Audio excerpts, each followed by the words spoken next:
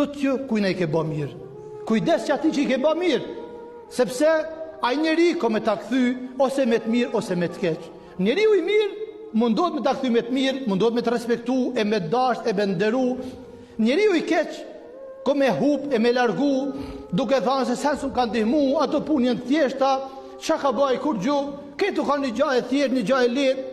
Po nëse ka qenë gjë e thjeshtë, gjë e lehtë, pse ke kërku ndihmë prej tij? Pse ja afru te ai me ndihmu? Pastaj edhe për në vlerëson ndihmën që dikush ta ka dhuru.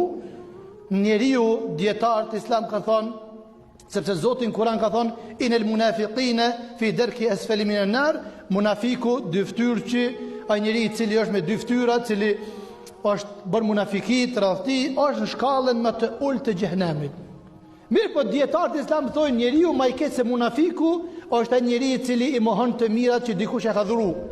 Ose ka qenë sebeb me hin punë, ose ka qenë sebeb me shku në shkollë, ose të ka mësu diçka, ose të ka këshillu, ose ka shumë e shumë forma që dikush të ka ndihmu, dhe nuk ka as une edhe as ju si xhamat e as si përfaqe tokës që dikush nuk ka nevojë për dikon.